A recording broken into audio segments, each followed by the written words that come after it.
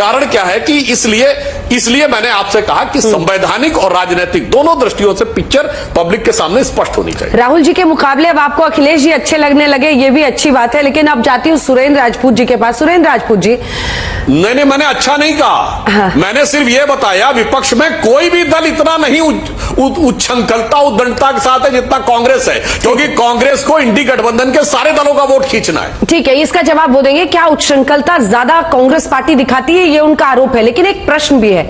और सुरेंद्र राजपूत जी, वो प्रश्न ये है कि 240 सांसदों वाली पार्टी को जनता ने अपने वोट से तय किया है कि वो 8 घंटे बोलेंगे, है ना।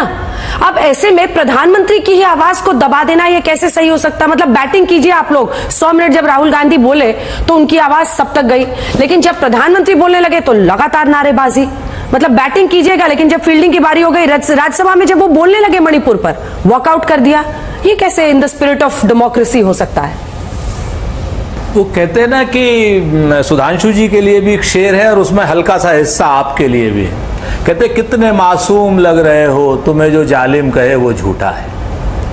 कितने सुधांशु जी बेचारे इंसान है, कितने क्या नाम डर रहे हैं हमसे, कितना जो है प्रधानमंत्री जी का गला घोटा जा रहा है, कितना सब कुछ इन्होंने बताया कि मणिपुर के बारे में ये नहीं हुआ। अभी अच्छा हुआ सुधांशु जी खाली हिंदी में बोले, संस्कृत में, हिब्रू में और अंग्रेजी में नहीं बोले।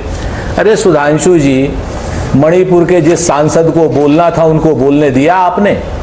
नहीं बोलने दिया। क्यों आप इस ऐतिहासिक सत्यों के साथ और तथ्यों के साथ जो है छेड़छाड़ करते हैं? उचित नहीं है। आप जैसे विद्वान आदमी से 2-4 लोग तो भाजपा में हैं जिनको हम कह सकते हैं कि हाँ पढ़े लिखे हैं, वो भी लखनऊ से, लेकिन आपको तो फिर वही इतिहास के तथ्यों को डिस्टॉर्ट करना है। जिस मणिपुर के सांसद को बोलना था आपने शर्मनाक ढंग से नहीं बोलने दिया। और रही बात जो 21 घंटे की बहस होती है, वेस्टमिनिस्टर सिस्टम है, आप तो खुद ही सांसद हैं, 1-2 घंटे बढ़ जाती तो कौन सा उसमें बहुत बड़ी वो हो जाती है अगर मणिपुर का सांसद 5 मिनट के लिए, 10 मिनट के लिए, 20 मिनट के लिए बोल लेता। राहुल गांधी जी के वक्तव्य में मणिपुर अगर ना हो तो मुझे बता दीजिए।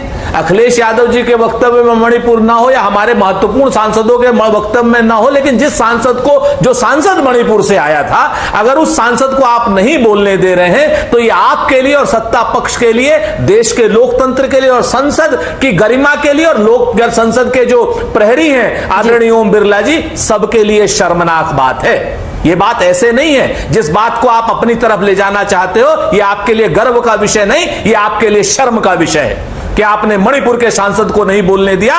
और आज तक जैसे एक अच्छे क्या नाम चैनल पर आप बोल रहे हैं कि वहां पर इन लोगों ने कितना बोला कितना नहीं बोला, हमने एक आदमी को पूरा रखा था बोलने का, आपने बोलने नहीं दिया। ये आपके लिए शर्म का विषय है, नंबर 1।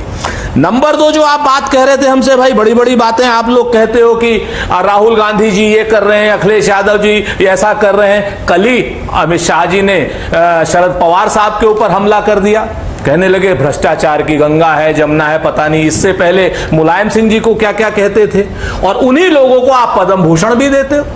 आप ये तय कर लो कि आप लोग हो कौन। तीसरी बात मैं जो आपको बताऊं, जब संसद के लिए अगर प्रधानमंत्री जी ये कहें, आज तक मैंने ऐसा कोई प्रधानमंत्री पिछले 75 सालों में नहीं देखा जिसने इतने कमजोर तरीके से कहा हो, जो प्रधानमंत्री पद की इतनी सशक्त और सर्वशक्तिमान कुर्सी पर बैठा हो और वो कहे कि मेरा गला घोटा जा रहा है, 2.5 घंटे तक मेरा गला घोटा गया। आपको क्या लगता है कि ये बेचारगी दिखा करके प्रधानमंत्री जी अपने आप को मजबूत साबित कर देंगे? प्रधानमंत्री जी कमजोर साबित हुए हैं।